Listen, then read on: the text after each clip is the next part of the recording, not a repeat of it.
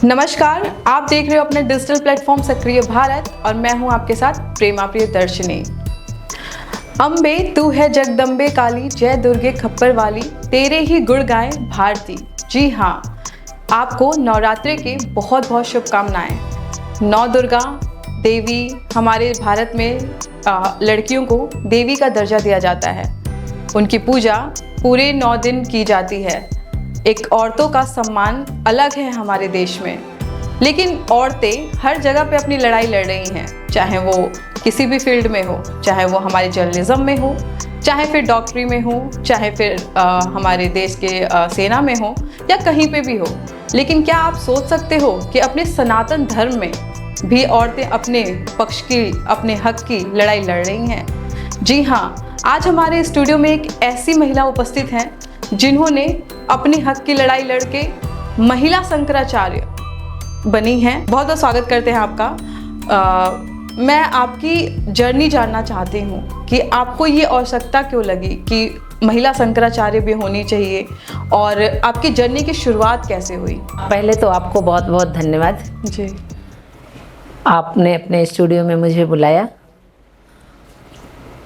और मुझे ये सब जो भी मेरी जर्निंग है ये बताने का, महिलाओं के बीच, जनता के बीच, समाज के बीच जाने का अवसर दिया, इसलिए आपको बहुत बहुत बधाई हो और धन्यवाद। नवरात्र के समय आपने माँ दुर्गा का जी 9 रूपों में क्या हमारे 51 शक्तिपीठें हैं, जी, सभी देवियों का आपको आशीर्वाद हो। आप स्वस्थ रहें, दीर्घायु रहें और आपका स्टूडियो, आपका ये कार्य अच्छे से चलता रहे। जी। आपने पूछा कि आपको इसकी ज़रूरत क्यों पड़ी महिला शंकराचार्य होने के लिए, आपकी जर्नी में क्या क्या आपको बाधाएं आई।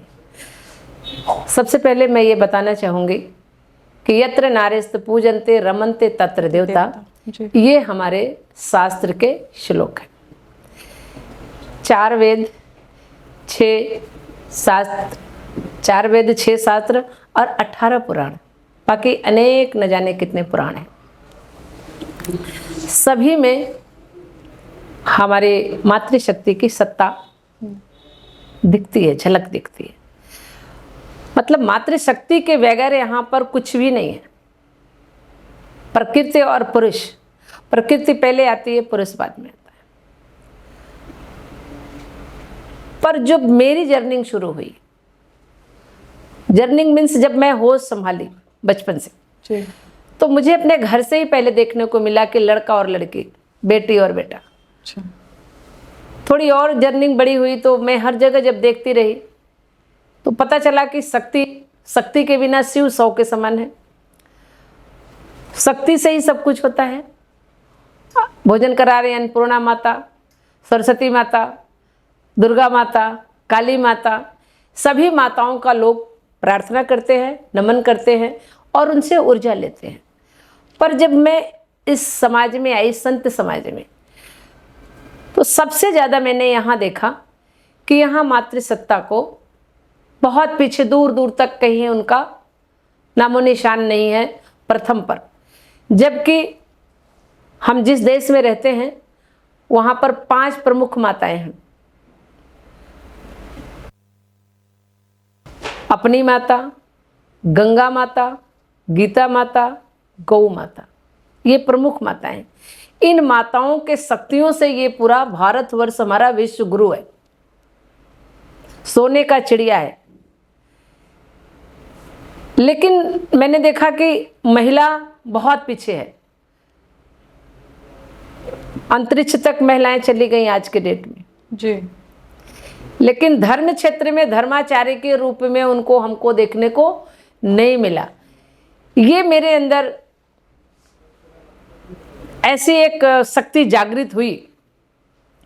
मुझे लगा कि यदि शक्ति के बगैर कुछ संभव नहीं है तो शक्ति को यहाँ भी आना चाहिए, प्रकट होना चाहिए इस रूपों में।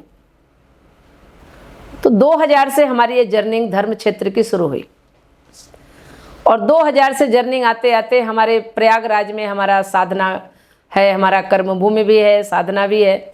वहाँ मैंने माघ मेले के दौरान और कुंभों के दौरान देखा कि हमारी जो माताएं साध्वी हैं उनके लिए विशेष व्यवस्थाएं नहीं होती थी, उनकी व्यवस्था बहुत ऐसे तैसे पड़ी रहती थी। अखाड़ों को मैंने देखा कि सरकार का जो कुंभ में करोड़ों करोड़ रुपए आते हैं वो केवल 13 अखाड़े के लिए होते हैं, बहुत वीआईपी व्यवस्था होता है। लेकिन हमारी साध्वियाँ जो हैं उनके लिए तो जैसे तैसे की व्यवस्था होती है, उनका साधना पूर्ण नहीं होता। अपनी साधना करने के लिए, गंगा स्नान करने के लिए भी उनको बहुत ढेर सारा प्रॉब्लम खड़ी रहती है, सामना करना पड़ता है कठिनाइयों का वहाँ तक पहुँचने के लिए। 2013 में हमारे पास 200 महिला साध्वियाँ हरिद्वार से आई हुई थी कि मैंने कई अखाड़ों में गए, उनके अखाड़े में कोई उनकी जगह नहीं था।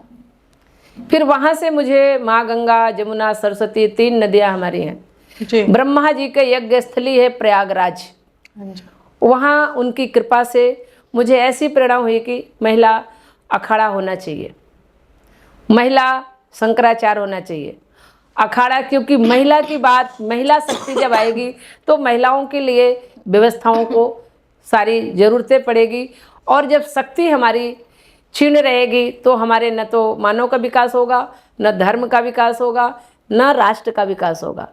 अगर हमें राष्ट्र का निर्माण करना है अच्छा, स्वस्थ और संस्कारित, तो मुझे मातृशक्ति को आगे आना पड़ेगा।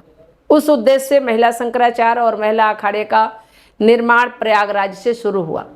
गायत्री त्रिवेणी प्रयाग पीठ से हम आद्या शंकराचार्य, त्रिकाल भुवंता सरस्वती जी महाराज, गायत्री त्रिवेणी पीठाधीश्वर, और अखाड़े का मेरे नाम है श्री सर्वेश्वर महादेव वैकुंठ धाम मुक्ति द्वार अखाड़ा परी। अखाड़ा बनने के बाद अखाड़े वालों से जब मीडिया वालों ने पूछा तो उन्होंने कहा कि अखाड़ा बनने से क्या होता है, ये तो कुंभ में काम आता है, जब कुंभ में होगा तो देखा जाएगा। पहला हमारा कुंभ नासिक का आया जी। आपको हम देंगे। नासिक के कुंभ में बहुत सारे संघर्ष के सामना मुझे करने पड़े। वहाँ मुख्यमंत्री का कार्यक्रम चल रहा था, अखाड़े वालों ने मुझे माइक मिला बोलने के लिए, तो उन्होंने माइक खींचने का प्रयास किया कि ये ना बोले। फिर भी वहाँ ने ईश्वरीय शक्ति मुझे ऐसी प्रकट हुई कि कई लोग मिले थे, पर हम वहाँ माइक मिला और मैं अपनी बात कही। वो सब लाइव में हैं, अभी भी यूट्यूब पर पड़े होंगे, आप उन्हें देख सकती हैं, अपने दर्शकों को दिखा सकती हैं प्रमाण के सहित। उसके बाद वहाँ ज़मीन भी मिला, सुविधा भी मिला। उसके बाद हमारे उज्जैन में आया। उज्जैन में मैंने स्नान के लिए कहा। एक स्नान की प्रक्रिया कुंभ में होती है, अच्छे मुहूर्त में, अच्छे टाइम पर अखाड़ों का स्नान नंबर 1 पर होता है। उस समय हमने स्नान की मांग किया, चूँकि नासिक में पहला था तो मुझे समय लेते लेते, जगह लेते लेते हमारा समय बीत गया। फिर उसके बाद हमने उज्जैन आ गया।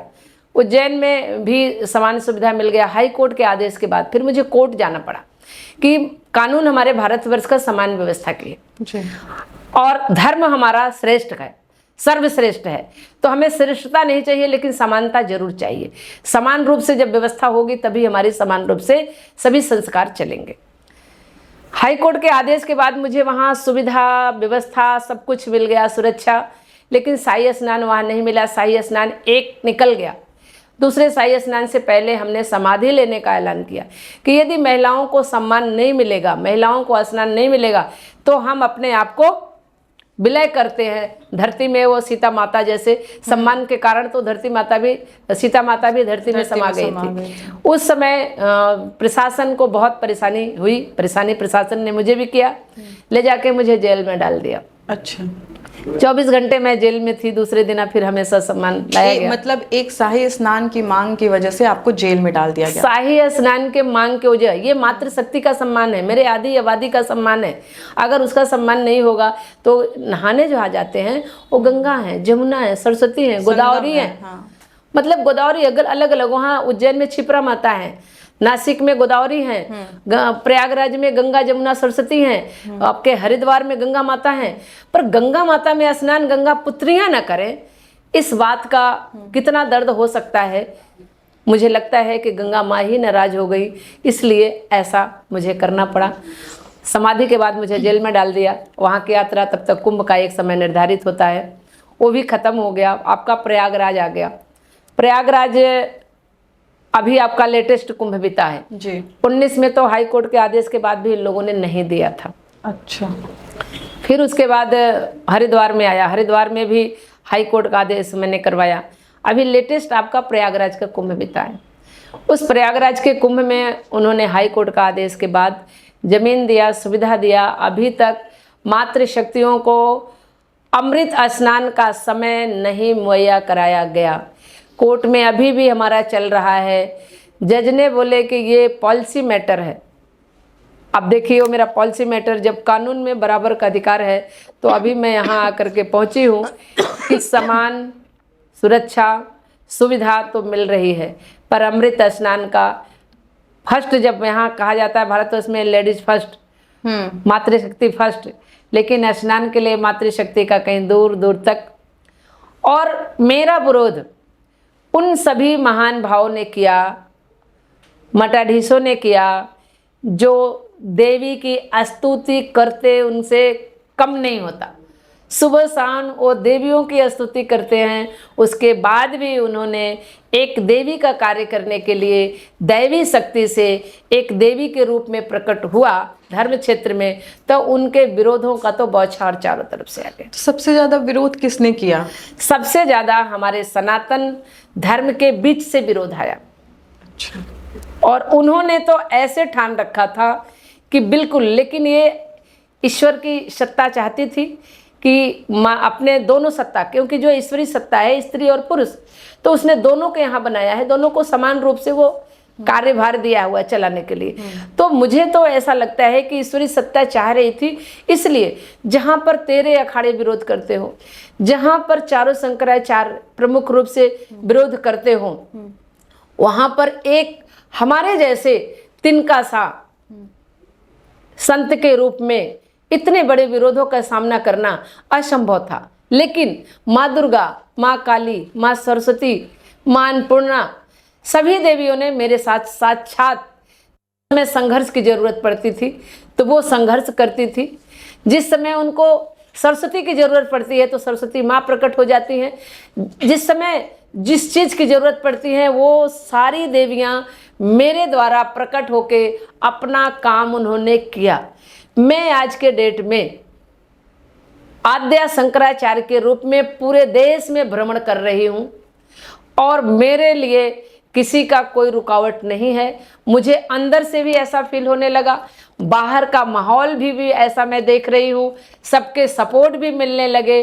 और प्रयागराज के कुंभ में किसी भी महात्मा की आवाज़ मेरे अखाड़े के प्रति और मेरे इस पद को लेकर के नहीं उठा है।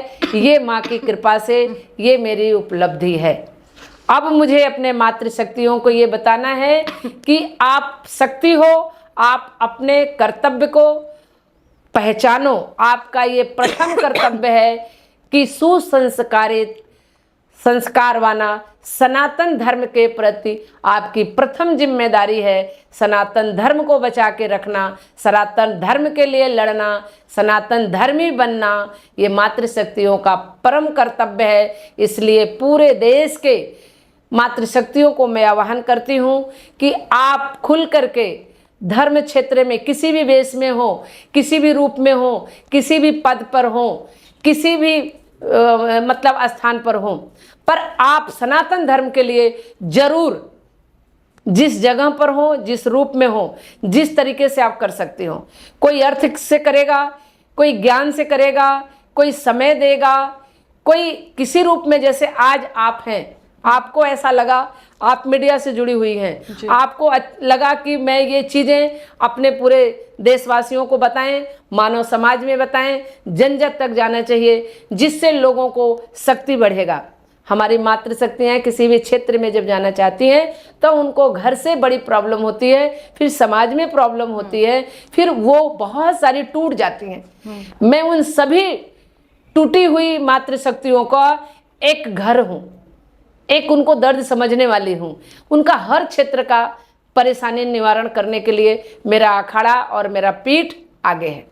आप ये बताना चाहते हैं कि अगर कोई भी महिला जैसे साध्वी नहीं भी है तब भी आपके अखाड़े का दरवाजा उनके लिए खुला हुआ है? हाँ, साध्वी हो ना हो, साध्वी है, साध्वी के रूप में काम करें, उनका हम मदद करेंगे। साध्वी नहीं भी हैं तो मातृशक्ति होने के नाते हम सभी, और मैं आपको बताऊं केवल मातृशक्तियों के लिए नहीं, मैं आपके चैनल के माध्यम से ये बताना चाहती हूँ कि मैं पुरुषों के परेशानी को भी हल करना चाहती हूँ, किसी भी तरह की परेशानी हो।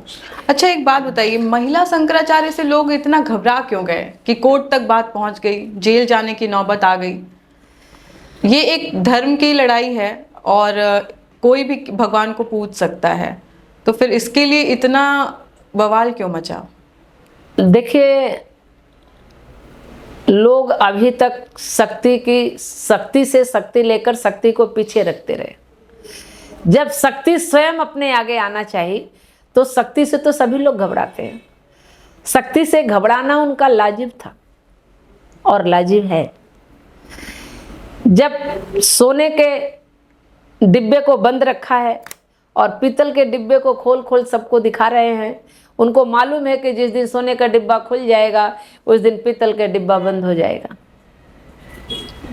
तो आपको ऐसा लगता है कि जो लोग विरोध कर रहे हैं वो गलत विरोध कर रहे हैं? निश्चित रूप से जिन लोगों ने शक्तियों का विरोध किया वो अपने आप में दिखाई दे रहा है कि शास्त्र के अनुरूप नहीं है, शास्त्रीय ज्ञान उनको नहीं है, या ज्ञान होते हुए निजी स्वार्थ में उन्होंने विरोध किया। यत्र नारेस्त पूजन्ते रमन्ते तत्र देवता, ये मेरा शास्त्र कहता है और ये हमारे सभी महापुरुषों और महान भावों और मठाधीशों ने इसका ज्ञान रखते हैं। और ये ज्ञान रखते हुए भी ऐसी विरोध, ऐसा मुझे झेलना पड़ा, ऐसा मेरे साथ हुआ, तो इससे मुझे लगता है कि उन्हें या तो निजी स्वार्थ होगा या तो उन्हें इसका ज्ञान का आभास नहीं होगा। आपने भी बोला कि महिलाओं को आप पूरा सपोर्ट करना चाहती हैं, जो आएंगे उनको सपोर्ट कर भी रही हैं आप।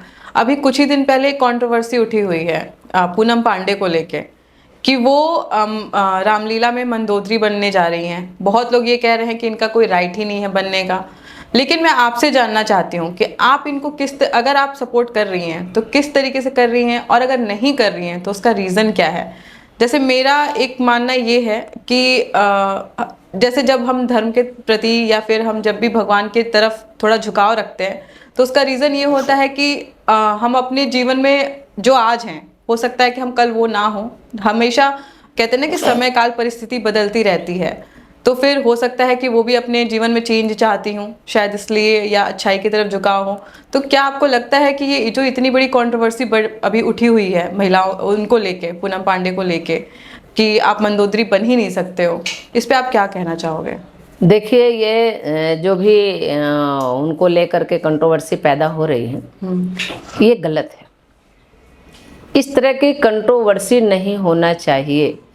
किसी के पास्ट में नहीं जाना चाहिए, किसी के भूत में नहीं जाना चाहिए। अगर वो वर्तमान में अपने जीवन को बदलना चाहता है तो उसे बदलने का अवसर एक सनातन धर्म ही दे सकता है, एक आध्यात्मिक विचारधारा ही दे सकता है। तो जब उन्हें मंदोदरी का रोल मिल रहा है तो ये अध्यात्म में उनको जाने का एक अवसर मिल रहा है, उससे उन्हें बहुत कुछ सीख मिलेगा, बहुत कुछ उन्होंने कभी कभी क्या होता है कि नकली करते करते लोग असली में बदल जाते हैं। आपने बहुत अपने सामाजिक जीवन में देखा हुआ है, असली तो कोई है ही नहीं, पैदा ही नकली होता है। जैसे कहते हैं जन्म जाते सभी शूद्र हैं, जन्म से सभी लोग शूद्र होते हैं जी। पर जैसे जैसे उनका संस्कार होता है, जैसे जैसे उनका ज्ञान वर्धन होता है, जैसे जैसे उनकी परवरिश होती है, वैसे वैसे वो महान बनते चले जाते हैं। इसीलिए हमारे सभी भगवान, चाहे वो राम हो चाहे कृष्ण हो, सभी लोगों ने मनुष्य के रूप में अवतरित हो करके और अपनी लीला उन्होंने किया है हमें आपको समझाने के लिए कि मनुष्य के बाद अगर तुम अच्छे काम करते हो तो तुम भगवान बन सकते हो, भगवान के समक्ष रह सकते हो। तो पूनम पांडे के लोग जो हो रहा है ये गलत हो रहा है, और रामायण में मंदोदरी का रोल करने को उनको मिल रहा है। रामायण के जो सृजनकर्ता हैं उनके बारे में अगर लोगों को पता हो जी, उनका खुद का पास्ट, तो शायद हमारे पूनम पांडे जी का विरोध नहीं करेंगे। रामायण पढ़ने वाले पहले रामायण के बारे में समझें कि उसका क्या चरित्र है, ये केवल पढ़ के गाना गाने का नहीं है, ये चरित्र में अपने उतारने का है। तो उससे ये सीख मिलनी चाहिए उनको कि शायद उनका वाल्मीकि जैसे उनका भी पास्ट खत्म हो जाए और वर्तमान में उनका ठीक हो जाए और भविष्य भी उनका ठीक हो। तो ऐसे जो अपने पास्ट को ख़त्म करना चाहते हैं, भूत को, वर्तमान संभालना चाहते हैं और भविष्य के कुछ नायक बनना चाहते हैं, कुछ महापुरुष बनना चाहते हैं, कुछ महान कार्य करना चाहते हैं, कुछ महादेवी बनना चाहती हैं, कुछ महादेवता बनना चाहते हैं, उनके लिए, सभी के लिए संस्कारवान हमारा पीठ है, हमारा अखाड़ा है। हम स्वागत करते हैं और ऐसे सभी लोगों का स्वागत करते रहेंगे जिन्होंने अपने बुराइयों को पीछे करके अच्छाइयों के मार्ग पर चलना चाहते हैं। धर्म का प्रथम मूल्य यही है कि अंधकार के परे जाके प्रकाश की तरफ जाओ। तो ये सारे अंधकार हैं, अगर अंधकार को मिटाना चाहता है कोई तो उससे बाधा नहीं बनना चाहिए, उससे सपोर्ट करना चाहिए। ये धर्माचार्यों का कार्य है। तो यानी अगर पूनम पांडे आती हैं आपका अखाड़ा ज्वाइन करने के लिए तो उनका स्वागत है? बिल्कुल स्वागत है। पूनम पांडे ने, पूनम पांडे जैसे हजारों हजार माताओं को हमारे कष्ट है। मैंने ये अखाड़ा और अपने आप को इतनी बड़ी लड़ाई नहीं कहेंगे, ये आग है, आग में जल करके बाहर आया है। तो इसलिए मैं आई हूँ कि ऐसे आग में जलने वाली सभी मातृशक्तियों को और जो भी है जो आग में जलता हो, जिसको अनर्थक लोग परेशान करते हो, उनके लिए मेरा अखाड़ा, मेरा पीठ और मैं, मेरी सारी टीम, जो हजारों हमारी महामंडलेश्वर हैं, जगत गुरु हैं, पीठाधीश्वर हैं, संत हैं, महंत हैं, वो सभी इन्हीं अंधकारों को मिटाने के उद्देश्य से ये हमारा धर्म क्षेत्र में प्रादुर्भाव हुआ है। नई नई चीज़ें आप हमें बता रहे हो और सोच के भी ताज्जुब हो रहा है कि मतलब एक धर्म की लड़ाई भी हम लड़ते ही हैं, साथ ही हम अपने हक की भी लड़ाई लड़ रहे हैं धर्म में अपने आप की उपस्थिति बताने के लिए। तो मैं जानना चाहूँगी कि महिला शंकराचार्य का दिनचर्या कैसा रहता है? देखिए, सुबह 4 बजे उठना, अपने नित्य क्रिया करना, साधना पूजा जो भी हम जिस पीठ पर रहते हैं उसका आरती पूजा भगवान का करना, फिर उसके बाद भक्तों के बीच अपना कुछ स्वाध्याय भी होता है, फिर भक्तों का दर्शन देना। हमारी नॉर्मल दिनचर्या तो है नहीं, हमें तो भविष्य की तैयारी भी करनी है कि हमें मानव के बीच में आज के हिसाब से, क्योंकि समय काल, परिस्थिति काल से मानव के जीने के लिए जो संत होता है, पीठाधीश्वर होता है, शंकराचार्य होता है, उसकी जिम्मेदारी होती है कि इस काल में, इस समय में समाज हमारा कैसे खुश रहेगा, कौन सी ऐसी दिनचर्या, कौन सा ऐसा पाठ हम पढ़ाएं मानव को कि वो हमारे सनातन धर्म से जुड़ करके कार्य करें। तो मेरा चिंतन सबसे ज़्यादा इस पर होता है कि इस परिस्थिति काल में, इस समय जो मानव की परिस्थितियाँ आप देख रहे हैं, छोटे छोटे बच्चों के साथ बहुत विकृतियाँ आ गई हैं, इन विकृतियों पर चिंतन चलता रहता है कि इनमें सुधार कैसे आएगा। अपना सनातन धर्म काफ़ी पीछे चला गया, काफ़ी लोग नाना प्रकार के रूपों में आए अपने सनातन धर्म को खत्म करने के लिए, लेकिन सनातन और सत्य कभी खत्म नहीं होता है, परेशान जरूर होता है। तो उस तरीके से सत्य कभी परेशान नहीं होता और सत्य सबके साथ रहता है। सत्य को छोड़ करके तो किसी का अस्तित्व नहीं है। इसलिए सनातन और सत्य को बचाने के लिए हमारा चिंतन चलता रहता है कि हम ऐसे कम, इतना ज़्यादा भाग दौड़ है, इतना ज़्यादा लोग परेशान हैं अपने लाइफ को लेके, अपने जीवन को लेके, अपने इनकम को लेकर के। तो हम ये, मेरा चिंतन ज़्यादा चल रहा है कि किस तरीके से हम अपने इस मानव समाज में ऐसी कौन सी दिशा दे जिससे ये पूरे मानव का कल्याण हो और हमारा सनातन धर्म सुसंस्कारित बना रहे। इस पर हमारा चिंतन और प्रयास ज़्यादा चलता है। और आपकी जो सोच है वो धर्म के प्रति क्या है, या आप आगे किस तरीके से देखते हो कि अब आप महिला शंकराचार्य हो, वो भी प्रथम, तो आपके ऊपर जिम्मेदारी भी, कहते हैं ना कि जब कोई हमें पोस्ट मिलता है तो बहुत सारी जिम्मेदारी लेकर आता है, तो आप अपने इस जो कहते हैं ना कि महिला प्रथम शंकराचार्य, तो इसको आप कैसे देखते हो और आगे इसको आप कैसे बढ़ाओगे, और आपने जो अखाड़ा खोला हुआ है उसके लिए आप क्या सोच रहे हो? आपने बहुत अच्छी बातें पूछी। जैसे आदिगुरु शंकराचार्य ने 4 मठों की स्थापना किया जी। चारों दिशाओं में, और उस पर बैठने वाले, उस विधा को चलाने वाले शंकराचार्य कहले। फिर पहले 4 ही अखाड़े थे, धीरे धीरे बढ़ते बढ़ते अलग अलग होते होते आज के डेट में पुरुष 13 अखाड़े। जी। ठीक उसी तरीके से 10 पीठों की स्थापना हो गई, 10 विद्याओं के, सभी देवियों के नाम से, और सब पर महिला हमारी शंकराचार्य होंगे।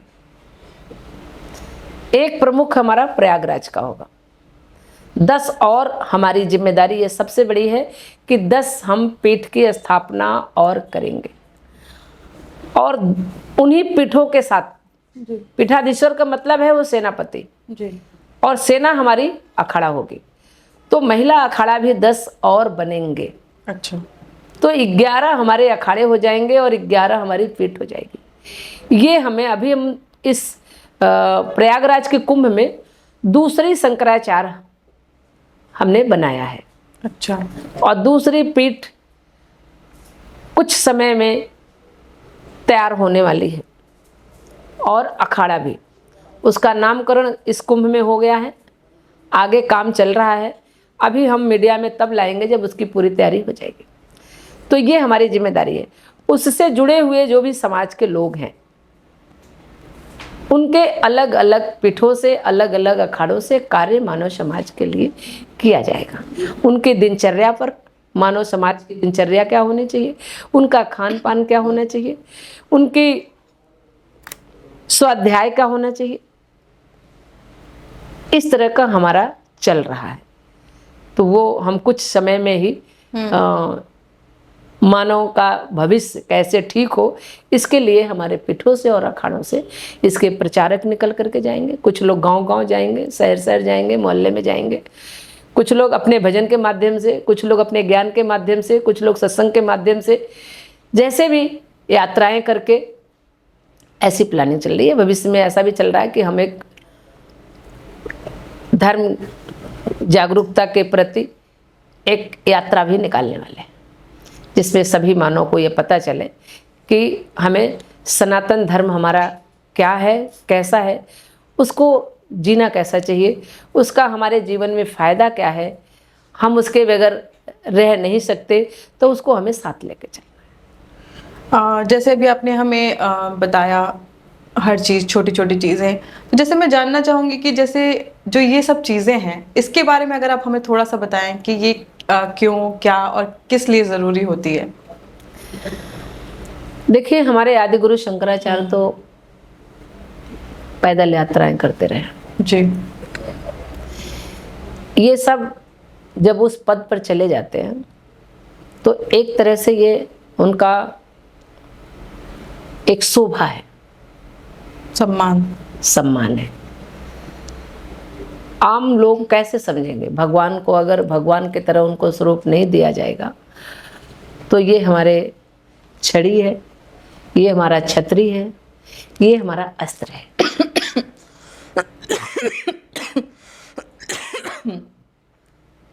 और इससे लेके चलने वाले भी हमारी सेना होते हैं। तो मतलब ये एक तरीके से ये दिख जाता है कि जो हमारे शंकराचार्य हैं, उनके पास ये साज सज्जा रहती है ताकि वो समझ पाएं कि ये शंकराचार्य हैं। एक तरीके से ये चीज़ है। तो आपने हमें ये सब चीज़ें बताई, महिला शंकराचार्य का बताया। तो जो कुछ ऐसा जर्नी या फिर कोई ऐसी बात जो आप जनता को बताना चाहें, या फिर आम जनता के लिए आपके मन में क्या विचार है? जैसे अभी आपने बताया कि जो भी लोग धर्म के रास्ते पे आएंगे उनको आप जागरूक करोगे, लेकिन जैसे मान लीजिए जो नहीं जुड़ रहे हैं या जो साध्वी नहीं बन रहे हैं या जो इस तरीके से इन्वॉल्वमेंट नहीं है अभी, तो उनको आप क्या बताना चाहोगे? देखिए, हमने अभी कहा कि केवल जो साधु बनेगा हम उसकी जागरूकता नहीं करेंगे। जी। साधु जो बनना चाहेगा, साधना करेगा, करे, पर जो साधना कर चुका है वो समाज को क्या देगा, हम उसके लिए जागरूक करेंगे। हम उसके लिए, मेरा चिंतन चलता है कि ये इस समय की जो जर्नी मानव समाज के चल रही है, साधारण जनता का, विभिन्न क्षेत्रों के, चाहे वो राजनीति के हों, समाज सेविक हो, आपके वकालत पेशे को हो, डॉक्टरी पेशे को हो, इंजीनियर पेशे को हो, लेकिन सनातन धर्म को सबकी जरूरत है जी। धर्म की सबको जरूरत है। धर्म के मार्ग से भगवान का प्रार्थना करके अगर आप सवेरे सवेरे 2 मिनट याद करके किसी कार्य के लिए जाते हो तो आपका कार्य सिद्ध होता है। भगवान के नाम से आप अपने घर को साफ रखोगे, भगवान के नाम से आप स्नान कर लोगे, भगवान को भोग लगाना है, भोग जो बनाओगे वो आराम से प्रसाद साफ सफाई से बनाओगे तो वो प्रसाद अपने भी ग्रहण करोगे तो आपको स्वास्थ्य लाभ होगा। तो इस तरह का हम मानव समाज को बताना चाहते हैं। जिस भी कार्य में जाते हो आपका एक आत्मबल बढ़ता है, जहाँ ईश्वर सबके अंदर है, हमेशा है, किसी भी बेस में हो, पर वो उस ईश्वर को जब तक आप याद नहीं करोगे तो वो जागरूक नहीं होगा। आपने मुझे याद किया, मैं यहाँ आ गई जी, आपको मैं याद करी, यहाँ आ गए, पर अगर याद नहीं करे तो हम लोग तो पहले से भी थे ना, आप अपने काम कर रहे थे, हम अपने काम कर रहे हैं। तो इस तरह से ईश्वर मेरे अंदर है। हम ईश्वर के नाम लेकर के कोई कार्य करते हैं, सोने से पहले और उठने के बाद अगर ईश्वर का नाम लेते हैं तो हमारा दिन बहुत अच्छा होता है। ईश्वर का नाम लेके सोते हैं तो हमें नींद अच्छी आ जाती है। हमारा जो सुसुप्ति अवस्था में भी हमारा जो मन है वो हमारे इधर उधर नहीं जाता है, तो हमारा चिंतन अच्छा होता है। हम अच्छी किताबें पढ़ते हैं तो उससे हमारा चिंतन अच्छा होता है, विचार हमारे अच्छे आएंगे। तो इस तरह का हम मानव समाज को, जो हमारे समाज में बहुत सारी चीज़ें हैं, आजकल मोबाइल का है दिक्कत, मोबाइल में दोनों चीज़ें आती हैं, तो ये हमें बताना पड़ेगा। जैसे हमने अपने माता पिता से सीखा, हम अपने गुरुओं से सीखा, अपने पुस्तकों से सीखा, फिर अपने मन को अंतर्मुखी हुए, लोगों ने मुझे बताया, दोनों चीज़ें बताया। ऐसा तो नहीं है मुझे कोई यहाँ शंकराचार्य बना तो नहीं दिया, पर हम शंकराचार्य बनना चाहते थे। क्यों? क्योंकि शंकराचार्य का काम बहुत बड़ा है, शंकराचार्य बन करके ही अच्छा काम कर सकते हैं, इसलिए शंकराचार्य बने। इसलिए शंकराचार्य नहीं बने हम कि हम शंकराचार्य बन करके हमारी लोग पूजा करें। हम शंकराचार्य बन के लोगों को पूजा करने के लिए, शंकराचार्य का विधि विधान उनको जानने के लिए, कि सनातन धर्म में एक दिन में शंकराचार्य तो बन नहीं गए, पैदाइशी तो हम पैदा नहीं हुए थे जी। तो जब हम एक साधारण मनुष्य के घर में जन्म हुआ और उसके दिनचर्या से और क्रियाकलाप से जब हम यहाँ तक पहुँच आए, तो अगर आप सभी ये मानव समाज के लोग जिस क्षेत्र में, हम धर्म के क्षेत्र में आना चाहते थे इसलिए हम यहाँ पर आ गए, अगर आप दूसरे क्षेत्र में जाना चाहते हो तो आप अगर जागरूक करके अपने अंदर के आत्मा को, परमात्मा को, ईश्वर को नाम चाहे जो दे दो, अगर उसको लेकर के साथ साथ आप चलते हो, उसके नाम से कुछ करते हो, तो वो आगे आगे आपका कार्य करता है और आपके अपने उस दिशा में सफलता मिलती है। आपका मनोबल बढ़ता है, आपका विल पावर बढ़ता है, आपकी शक्ति हमेशा बढ़ती है। शक्तिशाली सभी लोग हैं, लेकिन अपने शक्तियों को दबा करके रखते हैं, दूसरे तरफ उसका उपयोग करते हैं। तो हमें सत्कर्म में, सत्विचार में, सत्संगत में, अच्छे बुकों में, अच्छे विचारों के साथ, अच्छे संगत, एजुकेशन में भी अच्छे लोगों का संगत होता है। अगर अच्छे साथी मिल गए तो हम अच्छे मास्टर मिल गए, अच्छे स्टडी कर रहे हैं तो अच्छा हो रहा है। तो हमें सभी लोगों को ये बताना है कि हम जैसे लोग जब अपनी मंजिलों को, हम चाहते थे अच्छा काम करना, हम धर्म का काम करना चाहते थे, इसलिए शंकराचार्य बने। आप इंजीनियर बनना चाहते हो तो आप अच्छा इंजीनियर बन सकते हो, आप डॉक्टर बनना चाहते हो तो अच्छा डॉक्टर बन सकते हो, आप अच्छा समाज सेवी बनना चाहते हो तो अच्छा समाज सेवी बन सकते हो, आप अच्छा एक नेता, राजनेता बनना चाहते हो तो आप अच्छा राजनेता बन सकते हो जी। तभी आप अच्छे काम लोगों को, आप जैसा बनोगे वैसा लोगों को बताओगे। जिस जर्नी से आप आओगे वैसे ही। रामायण पढ़ने से क्या ज्ञान होता है? राम का चरित्र, अच्छा चरित्र। राम ने कितने कष्ट सहे तभी वो राम बने, तभी वो राम बने। हम यहाँ कष्ट सहने को तैयार नहीं है, राम बनने को तैयार है। सब लोग कहते हैं कि जब हम पूजा करने लगे तो मुझे ज़्यादा कष्ट होता है। हम कहते हैं आप तय कर लीजिए, आप रावण बनेंगे कि राम बनेंगे। अगर रावण बनेंगे तो सोने की लंका आपको मिल जाएगी, और अगर राम बनेंगे तो आपको कुटिया ही मिलेगी, कष्ट ही मिलेगा। तो आप कष्ट सहने को, कष्ट मिल रहा था इसका मतलब आप समझिए कि आपकी प्रगति हो रही है। कष्ट आपको प्रगति दे रहा है, आपको मजबूत कर रहा है, हर तरीके से मजबूत कर रहा है। तो इसलिए जो भी मेरे जर्नी में ये बाधा आए, कष्ट आए, इसे मैं कष्ट नहीं समझती हूँ, बाधा नहीं समझती हूँ। ये मुझे एक एक ज्ञान दिया। जितने बड़े जब कष्ट आए तो उतना मुझे ज्ञान मिला और उनको हमको पीछे छोड़ते गए, मेरे कष्ट दूर होते गए और आज हम आपके स्टूडियो में आ करके ये बताने के लायक है कि किसी भी दिशा के लोग भगवान को याद करके, भगवान के नाम से अपने मंजिल तक पा सकते हैं। बाकी संसार में कोई चीज़ें नहीं है। भगवान क्या है? आपके अंदर बैठा है। उसे हमेशा आपको जगाना पड़ेगा, हमेशा आपको याद करना पड़ेगा, उस पर आपको समर्पित होकर करना पड़ेगा। मैं अपना ख़त्म करना पड़ेगा कि मैं तेरे लिए ही कर रही हूँ, तू मेरा और तेरा मैं, मेरे में और उसमें कोई अंतर नहीं रहेगा। तो वो कहाँ तक ले जाएगा? जैसा वो होगा वैसा ही तो ले जाएगा। अगर भगवान रामकृष्ण हो सकते हैं तो हम चाहे जिस बेस में जाएं और जिस विधा में जाएं, पर काम हम रामकृष्ण जैसे ही करेंगे। सीता मैया की बात लोग करते हैं, सीता मैया को कष्ट नहीं हुआ। सती की लोग बात करते हैं, हम दुर्गा माता की बात करते हैं। आप दुर्गा सती को पढ़िए, क्या क्या नहीं हुआ उनके साथ, पर हमारे साथ तो उसका 5% भी नहीं हुआ। दुर्गा माता के साथ बहुत कष्ट हुआ, उन्होंने सारे कष्टों को निवारण किया, सबसे संघर्ष किया, तब आज हम उन्हें दुर्गा माता के रूप में पूजते हैं। तब मुझे जिन जिन लोगों ने कष्ट पहुंचाया उनको दुर्गा माता के जो असुर थे उनके श्रेणी में समझते हैं। और जहां तक मुझे पहुंचना रहा, सभी असुर मेरे माध्यम से अगर खत्म हुए तो मैं यहां तक पहुंची, तो मैं अपने को और दुर्गा माता को अलग नहीं समझती। जो भी कुछ हुआ, दुर्गा माता मेरे शरीर के अंदर प्रकट हुई और सभी आसुरी शक्तियों को विनाश किया और दैवी शक्तियों का प्रकट किया, जिससे आज हम आपके स्टूडियो में आ पाए हैं। जो भी कुछ हम बोल रहे हैं वो हमारे अंदर जो दैवी शक्ति है दुर्गा की बोल रही है। वरना आप समझ सकती हैं कि एक महिला को घर से बाहर निकलने में कितने सामना उसको कठिनाइयों करना पड़ता है और कोई उसे नहीं चाहता कि वो अच्छा काम करे। हम ये बताना भी चाहते हैं, इस समय नवरात्रि भी चल रहा है, मानव समाज को और खास करके मातृशक्तियों को जी, कि अच्छा काम करने के लिए, अच्छे विचार लेने के लिए ही आपको कष्ट सहना पड़ता है। गलत के लिए कष्ट नहीं सहना पड़ेगा। ऊंचे पर चढ़ने के लिए ही आपको ज़्यादा सीढ़ियाँ चढ़नी पड़ेंगी। उस तरीके से आप कोई भी नर्वस न हो, आप अपने को ये समझें कि एक सत्ता ऐसी आई है, खास करके मातृशक्तियों को, कि एक छतरी के नीचे सब लोग अलग अलग करके, कई मातृशक्तियों को मैं आपको बताऊंगी कि धर्म के क्षेत्र में बहुत ज़्यादा बुरा हाल है। जहाँ पर पर्दे पड़े हुए हैं, जहाँ पर सनातन धर्म की बात करते हैं, जहाँ पर मातृशक्ति को पूजा की बात करते हैं।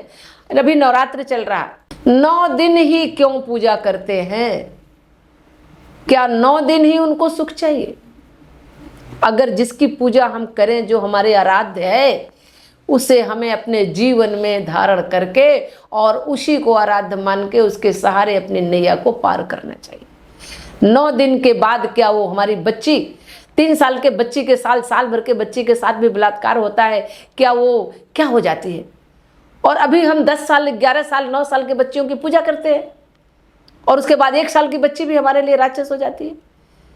तो इस विचार को बदलने के लिए, इस विचार को बदलने के लिए आपके अखाड़े ने कुछ ठोस कदम उठाए हैं या सरकार से कुछ बातचीत करी है? अभी आपने मेरी जर्नी सुना, 25 कुंभ के तक मेरा संघर्ष जबरदस्त था जी। 25 के कुंभ में मैंने देखा माँ गंगा की कृपा से किसी ने किसी प्रकार की उंगली नहीं उठाई। मैंने अपने आप को समझ लिया कि मेरा संघर्ष का समय समाप्त हो गया। माँ काली अपने सभी रूपों का स्वरूप दिखाएगी। अब मुझे आपके स्टूडियो में यह कहने का कोई जरा भी संकोच, जरा भी भय नहीं है कि कोई ऐसा कार्य नहीं है जो माँ दुर्गा नहीं करेगी। प्रेम से भी करेगी, संघर्ष से भी करेगी। जिसकी जब जरूरत पड़ेगी जो चीज, उसका अस्त्र शस्त्र, शास्त्र और शस्त्र दोनों का अनुसरण करके इस देश में रहने वाले जो मानव समाज हैं उनके सबके कल्याण के लिए और विकास के लिए कार्य हमारा अखाड़ा तैयारी कर रहा है और करेगा। आपने अभी नौ दुर्गों की बात बताई और तो मैं जानना चाहूँगी, बहुत हमारे ऐसे दर्शक हैं क्योंकि समय का अभाव है, तो बहुत जल्दी जल्दी मैं पूछना चाहूँगी कि जैसे जो माँ पीताम्बरा हैं बगलामुखी, उनके बारे में मैं थोड़ा सा जानना चाहूँगी क्योंकि हमारे दर्शक बहुत जानना चाहते हैं और आप ज्ञान इतना। देखिए, हमारे सभी देवियों का महत्व, देवी दैवी शक्ति जिसे कहते हैं, वो सब एक है। शिव और शक्ति, अर्धनारेश्वर का स्वरूप जब शिव जी ने दिखाया तो ये बताने के लिए कि शक्ति एक है, अलग अलग रूपों में काम कर रहे हैं। तो हमारी जो देवियां हैं वो सभी की शक्ति एक है, लेकिन अलग अलग रूपों में उनको दायित्व है, वो काम कर रही हैं।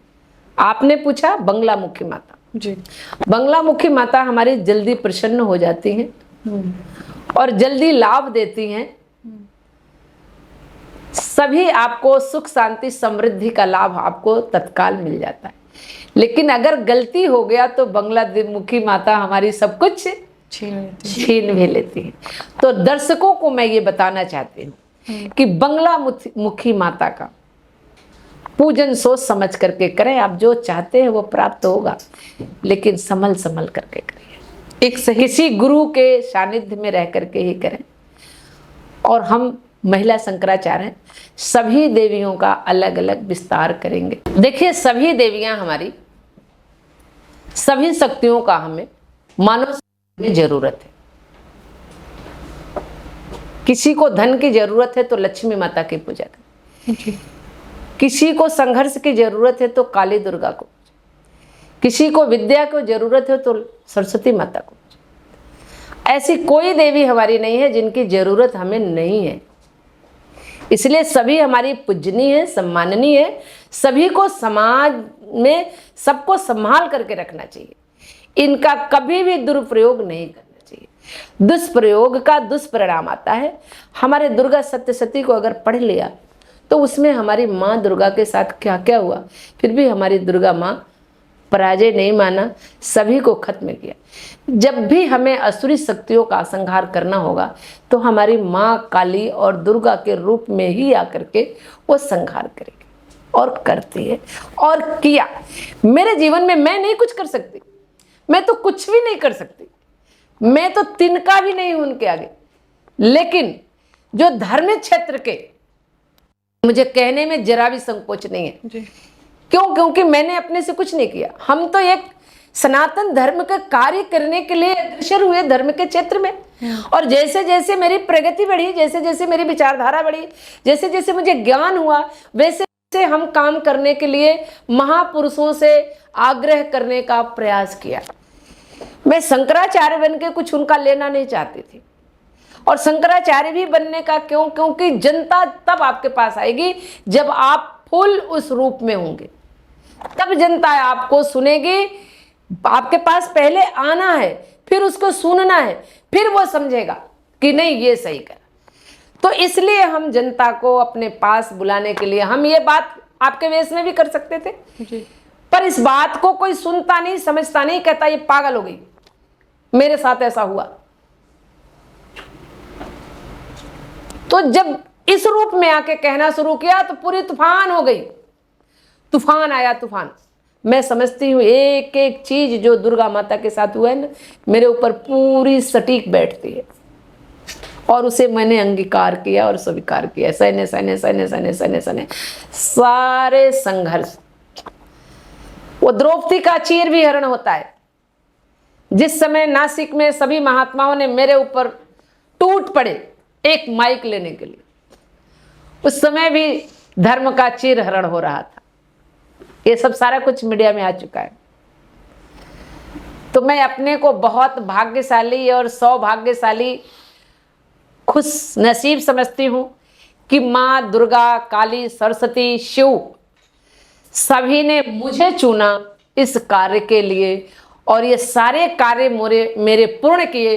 इसलिए जो एक पूर्ण व्यक्ति होता है, पूर्ण चीज होती है, वो सभी को पूर्ण की तरफ ले जाती है। इसलिए मैं विभिन्न क्षेत्रों के मानव समाज आग्रह करती हूँ कि आपकी पूर्णता पूर्ण में है, आप जरूर पूर्ण व्यक्ति के सानिध्य में रहेंगे, साधना में रहेंगे, समकक्ष में रहेंगे, तो आपकी पूर्ण मनोकामना पूर्ण होगी।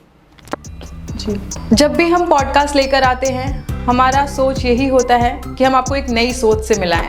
जी हाँ, हमने आपको एक नई सोच दिखाई, एक नई सोच से मिलाएं। बल्कि ये भी कहना गलत नहीं होगा कि आप आज एक महिला शंकराचार्य से तो मिले ही, लेकिन साथ ही एक मजबूत आवाज़, महिलाओं की मजबूत आवाज़ से मिले। तो ऐसे ही दिलचस्प पॉडकास्ट के लिए और तमाम एक नई जानकारियों के लिए देखते रहिए अपने डिजिटल प्लेटफॉर्म सक्रिय भारत। नमस्कार।